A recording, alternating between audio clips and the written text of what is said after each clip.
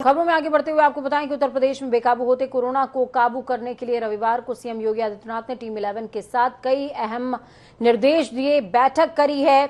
इस दौरान मैनेजमेंट के लिए गठित टीम 11 से सीएम योगी ने कहा कि जो लोग बगैर मास्क के घूम रहे हैं उनके खिलाफ सख्ती की जाए। तो वहीं उन्होंने कहा कि हर एक अस्पताल में कम से कम 36 घंटे का ऑक्सीजन बैकअप होना ही चाहिए। उन्होंने ये भी कहा कि ऑक्सीजन सिलेंडर खरीदने में बिल्कुल भी देरी ना की जाए।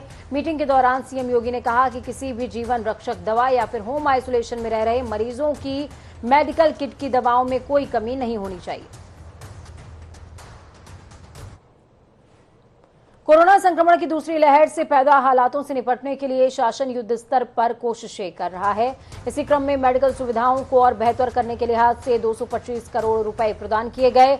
लखनऊ समेत 25 बड़े जिलों को 5-5 करोड़ रुपए और 50 जिलों को 2-2 करोड़ रुपए राशि आवंटित की गई है। डीएम अपने अपने जिलों में आवंटित राशि का उपयोग कर सकेंगे। अपने जिले में PPE kit, Covid testing kit, oxygen cylinder सहित अन्य मेडिकल सुविधाएं बढ़ाने पर इस राशि का इस्तेमाल होगा।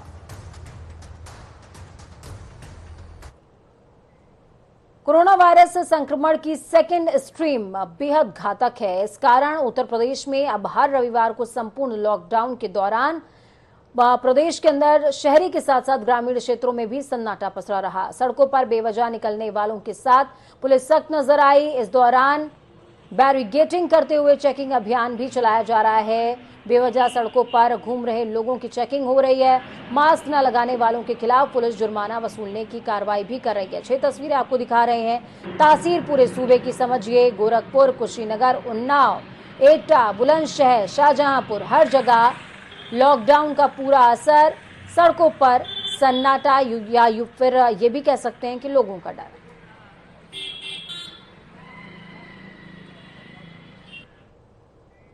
प्रदेश में आज चौराहों गलियों में सन्नाटा पसरा रहा। हर जगह पुलिस के जवान मुस्तैद रहे, तो वहीं नगर निगम की टीम ज्यादा से ज्यादा जगहों पर सैनिटाइजेशन का काम कर रही है। आपको बता दें कि ये अभियान अगले 3 दिनों तक पूरे शहर में जारी रहेगा। लखनऊ, बरेली, कासगंज, कुशीनगर, ये 4 तस्वीरें आपको दिखा रहे हैं। लॉकडाउन के दौरान जिलों में सैनिटाइजेशन का काम पुख्ता तरीके से किया गया है।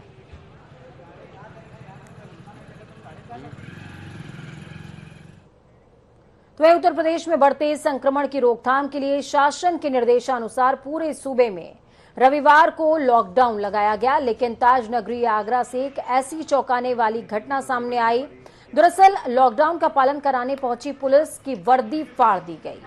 आपको बता दें कि आगरा के थाना एतमादौला की फाउंड्री नगर पुलिस चौकी की जानकारी हुई कि क्षेत्र में दुकानें खुली हुई हैं, जिस पर पुलिस फोर्स पहुंची। दुकानदार को पाबंद किया गया। इसी पर दुकानदार और उसके परिजन मिलकर पुलिसकर्मियों पर हमला कर बैठे। यही नहीं, पुलिसकर्मियों के कपड़े तक फाड़ दिए। पालन कराने के लिए दरोगा जी विनीत राणा, रोहित आर्य, योगेश और हम लोग वहाँ गए थे, तो इन लोगों ने अचानक से मारपीट और लड़ाई झगड़ा। कौन लोग थे? जिनकी ये दुकान है, जो पार्टनर करके मोहल्ले में जब अपनी पैदल गश्त न कर रहे थे और उसी के साथ जब लोगों को लॉकडाउन के निर्देश का पालन करने के लिए आज रविवार है, जो कर्फ्यू लगाया गया उसका पालन करने हेतु लोगों को बताया जा रहा था। कुछ एक व्यक्ति है जिन्होंने अपनी दुकान जो है वो खुली रखी थी, उनको अनुरोध किया गया कि वो अपनी दुकान जो है आज कर्फ्यू के चलते हुए बंद करा दे। उसी में उस दुकान में बैठे हुए दुकानदार और उसके कुछ रिश्तेदारों ने पुलिस के साथ बदतमीजी और उनके साथ लाठी डंडे लेकर उनके पीछे दौड़ने की कोशिश जो है वो की गई थी। इसी बात को लेकर पुलिस के द्वारा एक मुकदमा पंजीकृत न कर सभी के खिलाफ कठोर से कठोर जो है वो कार्रवाई की जाएगी। फतेहपुर जिले में 35 घंटे के वीकेंड लॉकडाउन का सख्ती से पालन कराने के लिए डीएम अपूर्वा दुबे पूरे पुलिस महकमे के साथ निरीक्षण करती नजर आई। तो वहीं ड्रोन कैमरे की मदद से डीएम और एसपी ने जिले का हालात जाना है।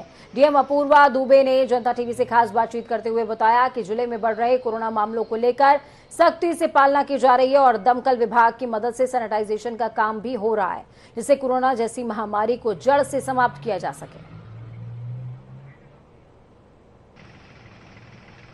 कोरोना के संक्रमण को लेकर 35 घंटे कोरोना कर्फ्यू लगाया गया है। इसका मेन उद्देश्य यही है कि जो भी भीड़ भाड़ वाले जो एरिया है इनकी सतत रूप से यहाँ पर फॉगिंग सैनिटाइजेशन का कार्य कराया जा रहा है। सुबह से ही टीमें लगी हुई हैं।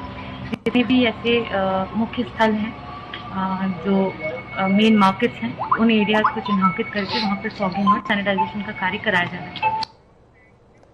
तो वहीं सूबे की राजधानी लखनऊ में इन दिनों कोरोना की वजह से मौतों का आंकड़ा तेजी से बढ़ता जा रहा है। आलम ये कि वहां शवों को जलाने के लिए लकड़ी नहीं मिल पा रही है। ऐसे में वन निगम ने लकड़ी की सप्लाई पूरी करने के लिए कमर कस ली है। अब लखीमपुर से 1,500 क्विंटल, बहराइच से करीबन 1,000 और गोंडा से करीबन 1,000 क्विंटल लकड़ी लखनऊ भेजी जा चुकी है। आपको ये बता दें कि लखनऊ में लकड़ी की कमी को देखते हुए प्रदेश सरकार ने वन निगम को निर्देश दिया है कि वो अपने डिपो से शमशान घाटों पर लकड़ी की सप्लाई कराएं।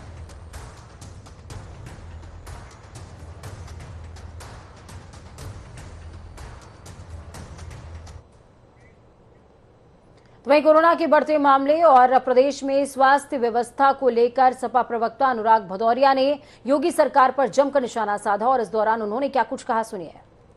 कमाल है भारतीय जनता पार्टी का। ये भारतीय जनता पार्टी आम जनता को तो कहती रही आत्मनिर्भर हो जाओ, लेकिन अगर यही फॉर्मूला अपने ऊपर अपना लिया होता सरकार ने, अपने जितने हॉस्पिटल थे सरकारी हॉस्पिटल से उसको आत्मनिर्भर कर देती, सारे डिस्ट्रिक्ट हॉस्पिटल से लेके सारे बड़े हॉस्पिटल को आत्मनिर्भर कर देती, सब पे ऑक्सीजन का प्लांट लगा देती और सभी जगह वेंटिलेटर की व्यवस्था हो जाती, तो शायद इतनी कोरोना काल में इतनी लोगों की मौतें नहीं होती, इतनी परेशानी का सामना नहीं करना पड़ता। छोटे छोटे जो डिस्ट्रिक्ट हेडक्वार्टर हैं, चाहे वो प्रतापगढ़ हो, चाहे जौनपुर हो, चाहे गाजीपुर हो, ये छोटे छोटे डिस्ट्रिक्ट हेडक्वार्टर में भी जो हॉस्पिटल उनमें भी ऑक्सीजन का प्लांट लगा देती, उनमें भी वेंटिलेटर की व्यवस्था कर देती, तो उन्हें दौड़ के लखनऊ आना पड़ता, उन्हें दौड़ के दिल्ली ना जाना पड़ता, तो कम से कम लोगों की जानें बच गई होती। कमाल है सरकार, आम जनता को आत्मनिर्भर का ज्ञान देती रही। अगर खुद आत्मनिर्भर कर देती हॉस्पिटलों को अपने आप आत्मनिर्भर होते तो शायद आज इतनी मुसीबतों का सामना नहीं करना पड़ता। इसीलिए मैं सरकार से कहूंगा, भारतीय जनता पार्टी की सरकार सिर्फ मार्केटिंग इवेंट की बात करती है, सिर्फ ये बोलती तो है, उस पर अमल नहीं करती।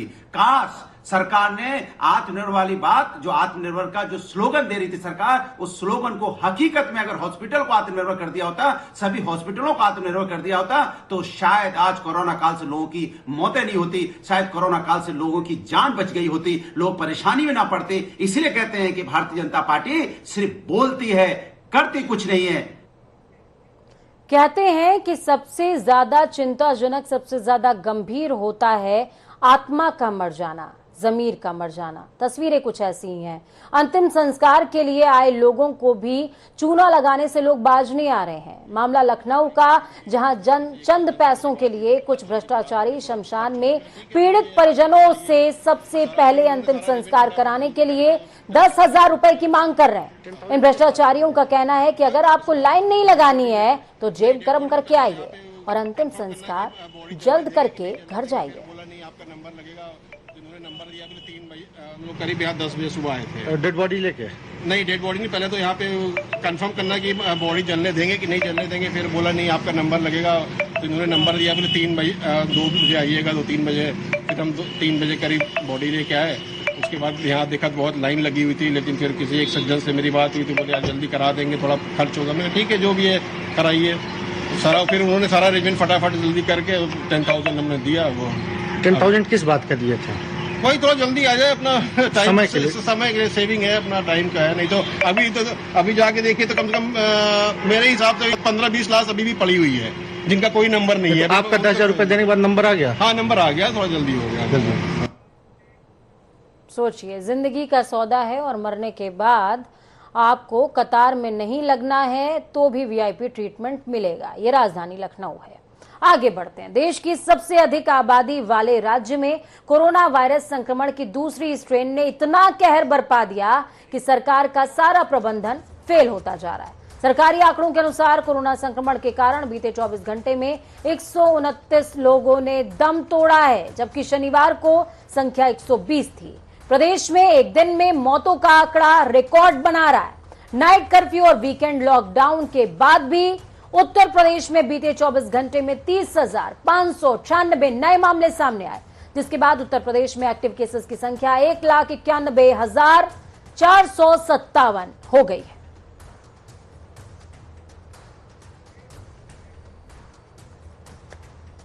ये तस्वीरें देखिए। 11 अप्रैल को जो आंकड़ा 15,278 रहा, तारीख बढ़ते बढ़ते ये आंकड़ा बढ़ता जा रहा है और बढ़ते हुए ये पहुंचा है 27,357 पर।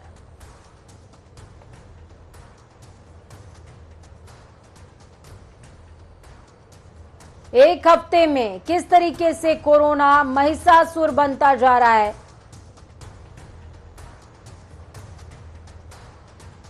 ये आप इससे समझ पाएंगे।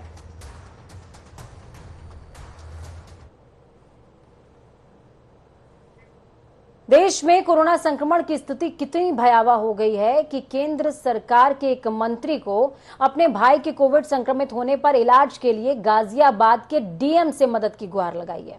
हालांकि इस ट्वीट के बाद उन्होंने स्पष्टीकरण भी दिया कि हम आपको दोनों ट्वीट दिखाएंगे। पहले आप पहला ट्वीट देखिए। अभी गाजियाबाद में बेड की व्यवस्था नहीं हो पा रही है, ये वीके सिंह ने, जनरल वीके सिंह, इनको आप सुनते रहते होंगे, देखते रहते होंगे, लेकिन आज जो इन्होंने ट्वीट किया है, अपनी सरकार पर सवाल खड़े कर दिए। प्लीज हमारी हेल्प कीजिए, मेरे भाई को कोरोना इलाज के लिए बेड की आवश्यकता है। लेकिन इसके कुछ ही घंटों के बाद एक और ट्वीट आता है। वो ट्वीट क्या कहता है, लेकिन करीबन 1 घंटे बाद स्पष्टीकरण। मैंने इस अनुरोध को ट्वीट किया ताकि जिला प्रशासन जरूरतमंद व्यक्तियों तक सुविधाएं पहुंचाएं और उसे चिकित्सा देखभाल प्रदान कर सके जो उसके भाई को चाहिए।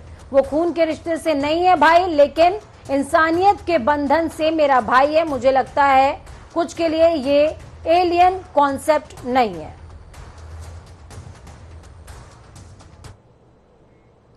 हालांकि जनरल वीके सिंह ने बाद में स्पष्टीकरण जरूर दिया है। किस दबाव में दिया, किस वजह से दिया, बात ये नहीं है। बात ये है कि केंद्रीय मंत्री को भी ट्वीट करना पड़ रहा है बेड के लिए। हालात समझिए। आगे बढ़ते हैं। योगी सरकार ने प्रदेश में बढ़ते कोरोना संक्रमण को लेकर हर जिले के गांव और शहर में क्वारंटीन सेंटर बनाने के निर्देश दिए हैं। इन क्वारंटीन सेंटर्स में ट्रेनों और बसों में अन्य राज्यों से आने वाले प्रवासियों, कामगारों को इन क्वारंटीन सेंटर्स में रखा जाएगा। इसी क्रम में लखनऊ में 5 क्वारंटीन सेंटर तैयार किए जा रहे हैं, जिनमें से 2 क्वारंटीन सेंटर्स पर 250 बेड की व्यवस्था है। इन सेंटरों में मूलभूत सुविधाओं के साथ साथ खाने पीने की भी व्यवस्था होगी।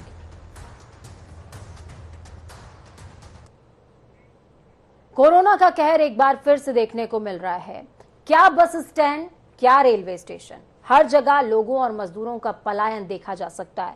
ऐसे में क्या लोगों के मन में एक बार फिर से लॉकडाउन लगने का भय है ताकि वो घर जा सकें?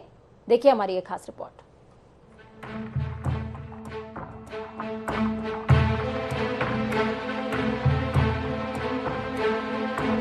कंधे पर बोरी में भरा सामान, बच्चों की जिम्मेदारी, चेहरे पर खौफ, चिंता और अनहोनी के डर का मिला जुला भाव। ट्रेन के आने का इंतजार, औरत और मर्द, सबकी मंजिल सैकड़ों किलोमीटर दूर अपना गांव, अपना वतन, जो एहसास देता है सुरक्षा का, हिम्मत का, उम्मीद का, जहां अपनों के पास होने का सुकून मिलता है, जो किसी भी जरूरत में मदद करने को तैयार होंगे। लेकिन इस सुरक्षा के घेरे तक पहुंचने का रास्ता आसान नहीं है। उत्तर प्रदेश में कोरोना का कहर लगातार बढ़ता जा रहा है। सुबह हर रोज कोरोना के मामलों में एक नया कीर्तिमान गढ़ रहा है। आंकड़ों की एक के बाद एक ऊंची मीनारें आप देख सकते हैं। ये मीनारें ही वजह है इन बेबस, मजबूर, लाचार, गरीब मजदूरों के पलायन का, इनके खौफ का। इनको डर है कि कहीं बस, रेल और टैक्सी सब बंद ना हो जाए, कहीं एक बार फिर ना दोहराई जाए कहानी लॉकडाउन की। अक्सर कहा जाता है एक भारत में कई भारत हैं। इस बात का एहसास देश अभी भूला नहीं है। पिछले साल के लॉकडाउन की घोषणा, जिसके बाद शहरों की हद किसी देश की सरहद जैसी लगने लगी। केंद्र सरकार की रिपोर्ट कहती है कि एक राज्य की हद से दूसरी राज्य की हद में दाखिल होने के सिलसिले में पिछली बार का आंकड़ा 1 करोड़ के ऊपर का रहा। यह आंकड़ा निश्चित तौर पर भयावह है और इस बार जिस ताकत के साथ कोरोना दोबारा कहर बरपा रहा है, उसमें जरूरत है सुरक्षा के आश्वासन की, जिसके लिए सरकार को निश्चित ही कड़े कदम उठाने होंगे, क्योंकि ये पलायन देश और प्रदेश दोनों की सेहत के साथ बड़ा खिलवाड़ साबित हो सकता है।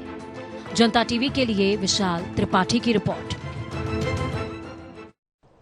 समझ लीजिए कि ये पलायन कहीं वायरस तो लेकर नहीं आ रहा, अगर आ रहा है तो इससे कैसे निपटेंगे वो भी तैयारी कर लीजिए। आगे बढ़ते हैं। राजधानी में कोरोना संक्रमण की तेज रफ्तार के चलते बनी ऑक्सीजन सिलेंडर की कमी प्रशासन के लाख दावों के बाद भी दूर नहीं हो पा रही है।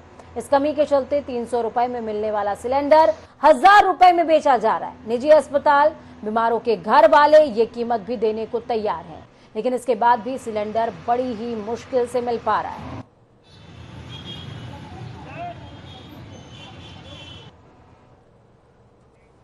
उत्तर प्रदेश के फर्रुखाबाद की एक घटना ने प्रशासन के सारे वादे इंतजामों की पोल खोल कर रख दी। दरअसल ब्लड प्रेशर की बीमारी से परेशान बुजुर्ग को जिला अस्पताल से ये कहकर लौटा दिया कि पहले कोरोना का टेस्ट करवा कर आइए, जिसके बाद आनन फानन में कोरोना की जांच केंद्र पर पहुंचने के बाद बुजुर्ग ने दम तोड़ दिया।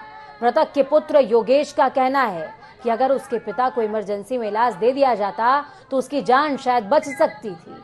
सबसे ज्यादा हैरान करने वाली बात यह कि जब पीड़ित कोरोना की जांच कराने आयुष विंग में बना कोविड केंद्र पर पहुंचे तो वहां ताला लगा था। प्रशासन की पोल खोलती ये तस्वीरें आपको प्रदेश के हालात के बारे में बताने के लिए काफी हैं।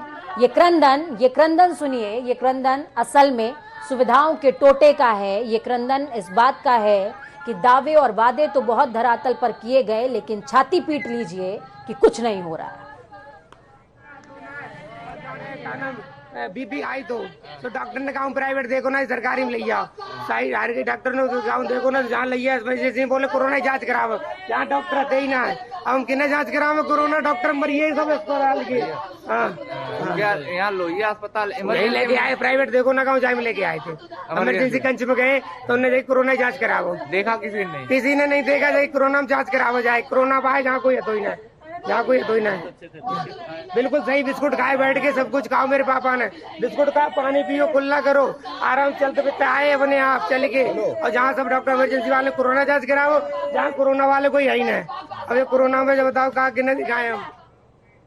सोचिए जरा, जो आपके लिए मरीज और आपकी नौकरी था वो किसी के घर का चिराग, किसी का बाप, किसी का बेटा और किसी का पति था, जो घर आज उजड़ गया है। खबरों में आगे बढ़ते हैं। अयोध्या में इस बार रामनवमी पर कोरोना संक्रमण का ग्रहण है।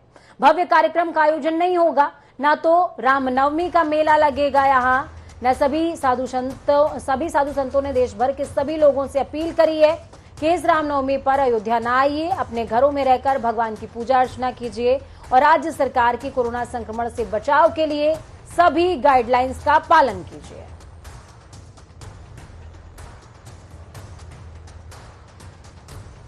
रामनवमी पर अयोध्या न आइए, ये जनता टीवी भी आपसे अपील करता है। घरों में रहिए, राम का नाम लीजिए, क्योंकि राम आपके हृदय में बसे हैं। अयोध्या की दूरी बाद में तय कीजिएगा जब माहौल सुरक्षित होगा।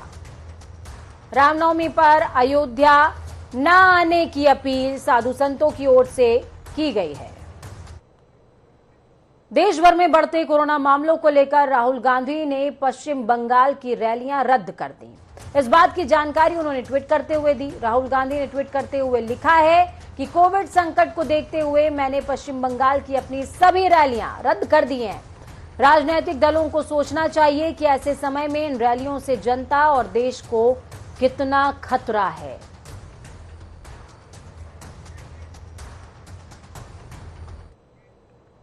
वक्त यहां पर छोटे से ब्रेक का है। ब्रेक के उस पार खबरों का सफर लगातार जारी। बने रहिए जनता टीवी के साथ, क्योंकि हम हैं आपकी ताकत। नमस्कार। अपना और अपनों का बहुत ज्यादा ख्याल रखिए। नमस्कार।